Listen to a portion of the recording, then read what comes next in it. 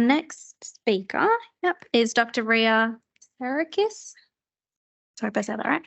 Is a public health medicine registrar working in the Kimberley Population Health Unit based in Broome. The majority of her work this year has been within the disease control team at KPHU. Thank you, Rhea.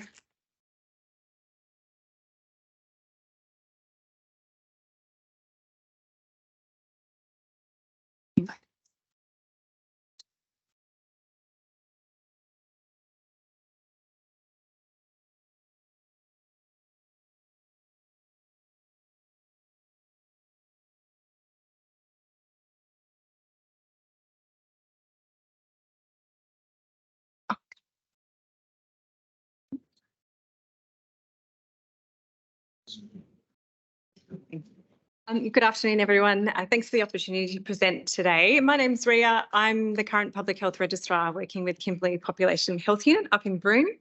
I'm going to change pace a little bit from the last few presentations. So I'm talking about a recent vaccination trip I participated in to the remote Aboriginal community of Columbaroo, which is the northernmost settlement in Western Australia.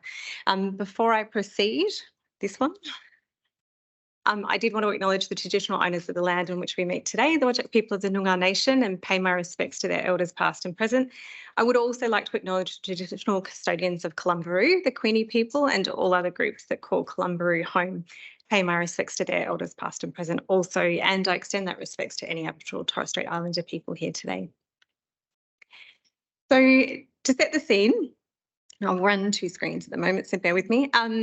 So in August this year, I was invited to participate in a small team from KPHU, which comprised of our Regional Immunisation Coordinator, Marama Hainga, and one of our senior public health nurses, Troy Edwards. And the purpose of the trip was to head out to Columbaroo to provide vaccination to community, largely for influenza vaccinations and also for Japanese encephalitis virus vaccinations. For me, as a public health registrar, this was going to be my first opportunity to go out to a remote Aboriginal community. Which was a bit exciting.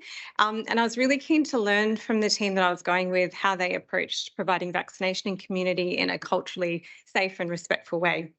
So why flu and JEV in August? And I guess for those who may be familiar, the Kimberleys had really high numbers of flu this year. The epi curve you can see behind me is pretty obvious. We've had two peaks this year. So the first was influenza B and then the second influenza A. And that kicked off kind of late May, early June. And so by the time we were going up to Columbaroo in late August, we were still seeing plenty of cases of flu A in the Kimberley. And for Columbaroo itself, they had low vaccination rates still. So that was sitting at about 41% at the time of our trip. As for JEV, so we had, as was mentioned earlier today, prior exposure to JEV was confirmed by the Chief Vet Officer in February to April this year, and that related to samples taken on feral pigs back in October 2022. Those pigs had been caught in the Northern Kimberley, so it's pertinent to Columbaroo being so far north as well. There'd been ongoing positive detections in sentinel chickens in the first half of 2023. And again, there was low uptake of JEV vaccinations in Columbaroo. So that was sitting at about 39% at the time of our trip. Now, many of you probably know where Columbaroo is. I did not before this trip, so I'm going to just orient you a little bit. So from Broome up to Columbaroo, if you're driving, it's about 900 kilometres. But if you ask Google Maps, it tells you it's 13 hours and 8 minutes. However, I moved up from Tasmania and I realised pretty quickly that you should not rely on Google Maps. If you're in the Kimberley, it will get you into strife. Thankfully, we got to fly anyway. We didn't have to worry about that. So it was about 1,000 kilometres or a 1 hour commercial flight to Kununurra first. And then it was another 500 kilometres and again, another hour flight, but this time on a light aircraft, just like the one behind me. And this is one of the stunning views we got to witness as we flew across the Kimberley. And I don't think I would tire of staring out that window. It was just beautiful. So Columbaroo falls within the Balangara Native Tidal Area, and as I mentioned before, the traditional owners are the Queenie people, and it is home to several other main groups.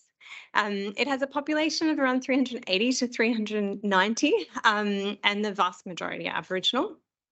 The median age is 23 years. Around 79% are not in the labour force. There's about 70 dwellings in the community, though 6 to 7 of those are deemed uninhabitable. And it's worth noting that numerous houses in community do have some form of repair that needs to be fixed. There is a school caters from pre-kindergarten through to secondary education, and there's quite a number of services in community that residents can access as well. This is an aerial view of Colombo, which I snapped out the window of the plane. The reason why I'm showing you this is because the approach that we took to provide vaccination in community was to go to door to door. So we actually just walked those streets. We were staying at Colombo Mission, which I've just highlighted up there for you. And these were the dongas that we stayed in. They're essentially kind of like one bedrooms. They were surprisingly comfortable. And honestly, it's probably the best night's sleep I've had away from home this year. That's the clinic that I've got up behind me. So it's up towards about near King Eddie River. And that was where we'd start each day. We'd collect our supplies and we'd head on out.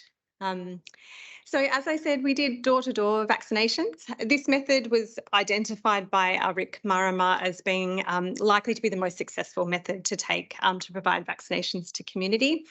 And door-to-door vaccinations are an accepted strategy to improve access and use of immunisation services. And in fact, it's a method that's been used in Aboriginal communities around Australia throughout the COVID vaccination rollout as well. So in Clumbaroo, we had to partner with the local clinic and with the remote area nurses there. There were multiple reasons for that, but essentially it became a base for our program. That was where we obtained our vaccines, and that was how we supported maintenance of the cold chain as well. Importantly, the clinic also facilitated engagement with the community council, and it was the community council that then gave us permission to come onto country and deliver the program. We also collaborated really closely with the KPHU environmental health officers, so Tim Bond and Paul Bimbusu. Tim and Paul had actually been up there for the week prior to us, and they'd been doing environmental health housing assessments and also delivering the dog health program. But between them, Tim and Paul have been visiting Colombo really frequently for around the last 13 years or so. So they had a really strong rapport with community and trust from community members, and they actually served as our cultural navigators for the time that we were up there. They're really important to our ability to actually get onto the doorstep and interact. And we'd often kind of have a co-team approach. We'd do vaccines and they would go and check out the plumbing, essentially. So just going to go through a couple of photos briefly. This is the clinic vehicle that we got access to, but we ended up not using it very often. It mostly served as a place for us to get away from the sun and to rest our legs. That's myself with Troy, our PHN, and Tim, one of the EHOs. But in fact, this was how we got around for most of the time. So that's Marama and I. Marama's pushing our little trolley setup that we had. It's got the esky on there with the vaccine. We had our vaccine data logger in there as well. Underneath, we had all of our consumables and paperwork as well, and a little clipboard. Troy and I actually fairly early on both had incidents where we managed to flip the trolley as we got over the curbs. And I'll admit that mine was probably the most impressive flip, which meant that I got banned from pushing that trolley. So it was Marama's responsibility to run that one. This is Troy and Marama heading into the Arts Centre, looking for people to vaccinate. This is Darcy, one of the lovely Colombo community members. So that's Troy giving him his flu shot. And in between vaccinating, we did have time to engage with community, including the animals of the community. That's Johnson, that Marama did nearly try and pop in her bag to take back to Broome. And we met his brother, Fat Boy, the street before. So how did we go? Crunching some numbers. So for flu, before we arrived, there'd been 139 vaccines provided to community. We were able to provide another 74 over 2 days. We were pretty happy with that. That took the vaccination rate for Colombo from 41% to 63%. For JEV, 134 vaccines had been provided. That was about from the beginning of March through to when we got there on the 21st of August. We provided 17 over the 2 days, which took the vaccination rate from 39 to 44%.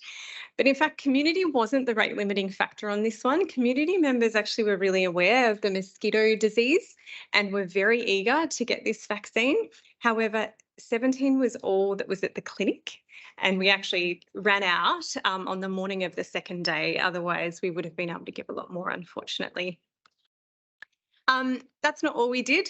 And I know this is part of an immunisation day, but I thought it was worth mentioning the other things that we did. So We listened and we learned from clinic staff and community members and answered their questions. We provided education on immunisation and also on mosquito management. We screened. So whilst we'd be at the households, we'd screen the kids for ear discharge and skin sores and any other health conditions and encourage them to go across to the clinic. And we also provided support to the clinic staff.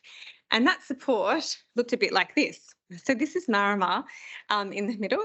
She's making signs and posters for the vaccination fridge to facilitate clinic staff to more easily and efficiently identify and select the vaccine that they were after. And I promise you that no vaccines were harmed while we did this task. One of the other things that we did, we heard really loud and clear that the internet was a source of frustration for the RANs out at Clumberoo. It was exceptionally slow.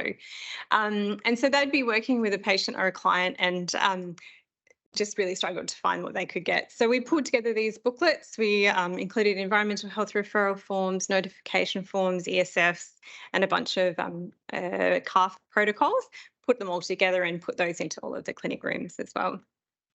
So just to finish off, just a few reflections from our trip. So we were met with a genuine sense of curiosity by community, and this itself was fostered by Marama and Troy, who had exceptional skills in meeting community where they were at with regards to vaccination.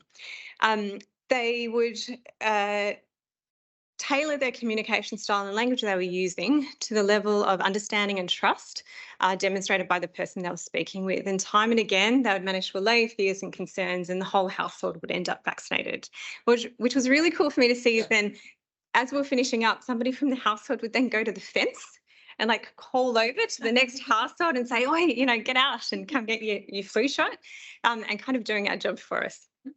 As I mentioned before, we couldn't have got onto as many doorsteps as we did without our cultural navigators, and Tim and Paul, they're really crucial. We relished the opportunity for yarning, both with community and clinic staff, and also with the myriad of characters that would flow through the mission. And one of the best bits of feedback, I think, was somebody had said that the community spirit had lifted as a result of our trip, which I thought was really special.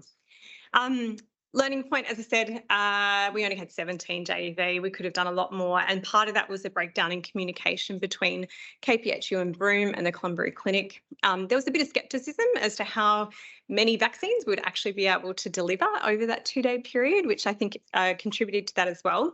There was also a sense that one-off was not enough. We kept getting asked, when are you going to come back? What else can you do? And we had no concrete plans to be able to tell them, which I found really challenging. So as for future potential, certainly more vaccination trips have been discussed and planned, but we've also considered complementary or adjunct programs, things like doing men's health, sexual health, skin health, school-based programs, or tying it in with some RAN education as well. And I'm pleased to say that we've got another trip now planned before the end of the year, and we've already done some education work with the clinic staff remotely, which has been great.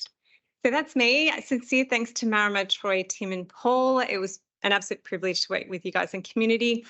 Big thanks to clinic staff in Clumberoo and particularly the community up in Clumberoo, and also to Pip and May, my supervisor, and Ashley Eastwood, our CNM extraordinaire. Thank you for your time.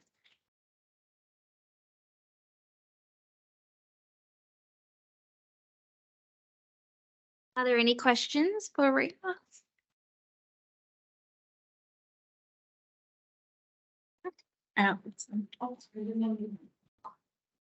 Hey, I was just wondering, when you were on the trip, did you have any print material or health promotion material you could leave with houses who were possibly skeptic at the time and wanted more time to think about it?